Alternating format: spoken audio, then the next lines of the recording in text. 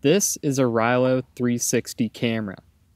If you follow us on Instagram, you've probably seen us sharing some footage from it. Although 360 cameras aren't new, this is the first one that has caught my attention. Before seeing footage from the Rylo, I would have told you that 360 video was a gimmick.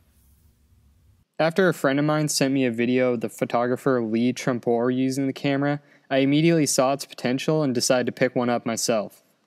The raw footage out of the camera looks like this. After processing the footage through Rylo's app, you get awesome shots like this.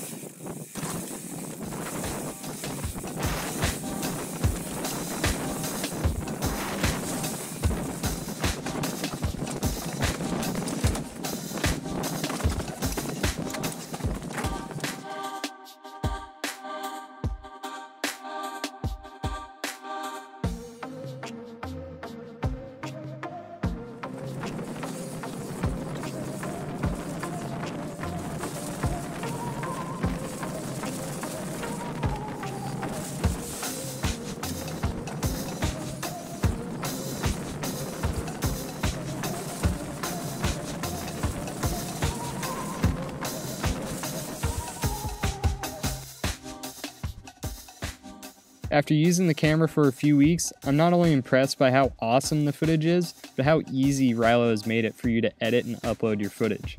As Seth has shown in his video on the GoPro Fusion, even with an ultra-powerful computer, it is difficult to edit 360 footage. However, with the Rylo, editing is easily done on any smartphone.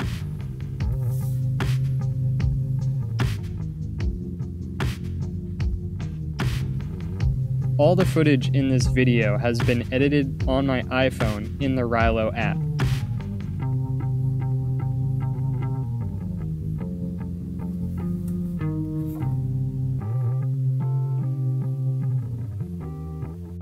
This is a recording of me using the Rylo app.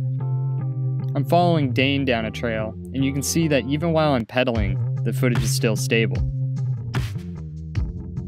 While watching your footage, you can change the perspective in real time. You can even have the camera focus on a particular object or even a rider like I do here.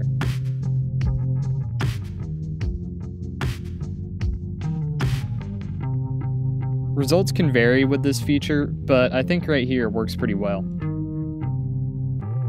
There's also the option to add in a second perspective within the same frame.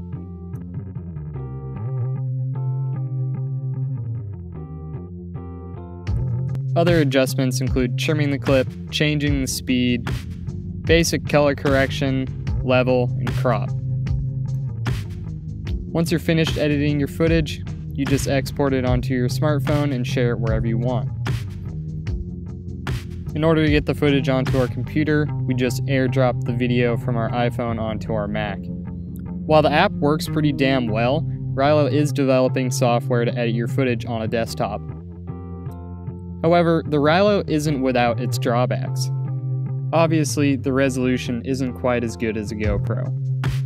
Unfortunately, most of the audio on the camera is unusable.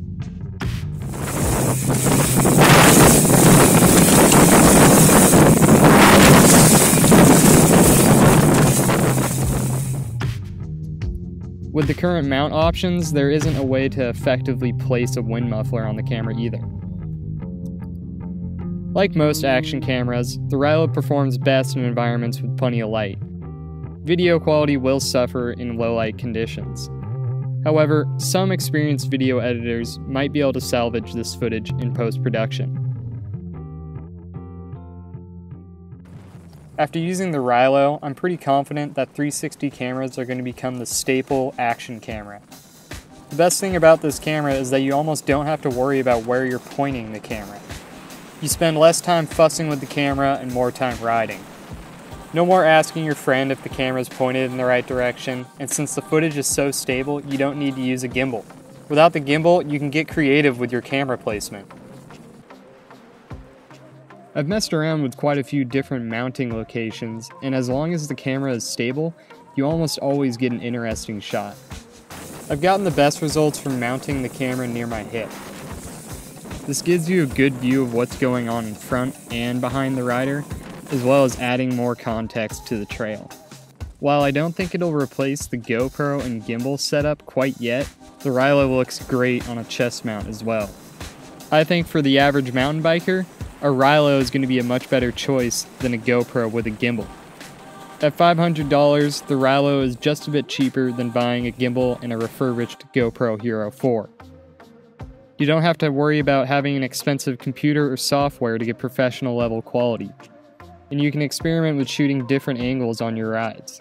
While most of the footage in our videos will still be from GoPros and gimbals, it's nice to use the Rylo to add in a couple of different angles.